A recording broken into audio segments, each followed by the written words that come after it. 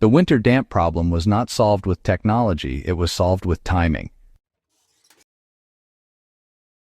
For most of history, people did not fight damp walls with machines, chemical treatments, or insulation systems. They dealt with it by understanding air, temperature, and time. Damp was not seen as a mysterious enemy. It was a predictable, seasonal condition that could be controlled with routine. One of the most effective methods was a simple window timing rule, practiced quietly across Europe and other cold regions for generations. It required no tools, no expense, and no guesswork. When done correctly, it kept walls dry, timber sound, and interiors healthy even through long winters. The rule was based on letting cold, dry air work for the house, not against it. The core of the rule was simple. Windows were opened briefly during the coldest, driest part of the day and kept firmly shut during warmer, damper periods. Cold winter air holds far less moisture than warm air, even if it feels harsh. When this dry air enters a house, it absorbs moisture from walls, floors, and furnishings very quickly. People understood this instinctively. They were not ventilating for comfort. They were drying the structure itself. The mistake modern homes often make is allowing windows to remain cracked for long periods or opening them at the wrong time, which invites damp instead of removing it. Morning airing was short, deliberate, and never casual. In winter, windows were typically opened after sunrise once the night frost had lifted, but before the day warmed enough to raise humidity. The opening was wide but brief, often no more than 10 minutes. This created a fast air exchange that flushed moisture out without chilling the walls. The key was speed. Long, slow airing cooled masonry and encouraged condensation later. People would open windows fully, move through the house to encourage airflow, then shut everything tightly. The house was allowed to rewarm naturally, sealing dryness inside. So, back then, folks made sure windows stayed closed during cooking, washing, and those long stretches of evening heat. Moisture-heavy activities were always treated with a good bit of care. Cooking, boiling water, washing clothes indoors, and even having a bunch of folks over, these were all known to raise indoor humidity real quick. During these times, windows stayed shut in winter, no matter what. Opening them while warm, moisture-laden air was present would just drive that moisture straight into those cold walls. So instead, people waited it out. Evening heat was allowed to rise and settle, and only once the air cooled again would airing even be considered. This patience prevented moisture from ever reaching the structure.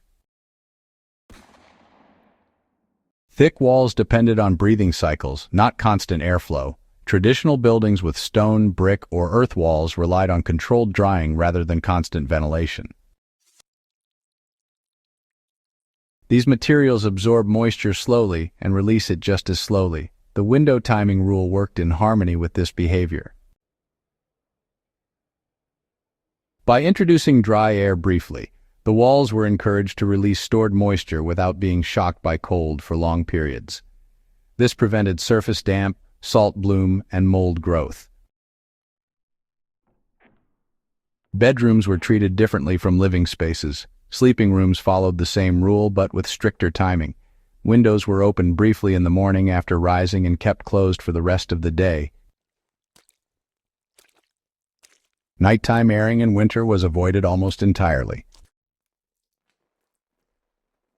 Cold walls combined with body heat create condensation, a fact well known long before modern science explained it.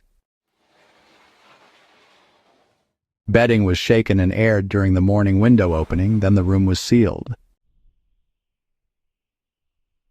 The method worked because people understood seasonal humidity patterns.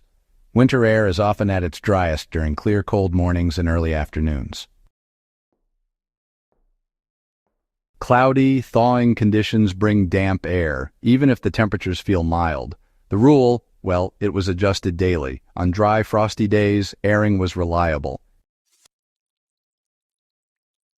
On wet, thawing days, windows might not be opened at all. There was no rigid schedule, just attention to conditions. This method works just as well now, especially in older homes or really any building that's prone to condensation. The key is you gotta abandon the habit of cracked windows all day. Instead, you should choose just one short airing period during the coldest, driest part of the day. Open your windows fully for about 5 to 10 minutes, create a good bit of airflow, then shut them tightly. Now make sure to avoid opening windows during cooking, showers, or evening heating. In modern homes, honestly, this single change often reduces damp patches within just a few weeks, even without any other intervention. Historical records show, damp problems really spiked when routines were disrupted, like during times of overcrowding or fuel shortages, when folks kept their homes sealed up too long or maybe aired them out at the wrong times. The method itself was sound, it just demanded attention and discipline, not convenience. That kind of discipline, well, it's what kept buildings standing for centuries without any of those modern moisture control systems. The window timing rule was never just a theory, it was a lived practice refined through generations of trial and error. Houses that followed it, well, they stayed dry. Those that did not suffered from rot, mold, and structural decay, plain and simple.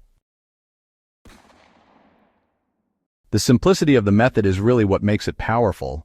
It just asks that you understand the season you're living in and respond accordingly.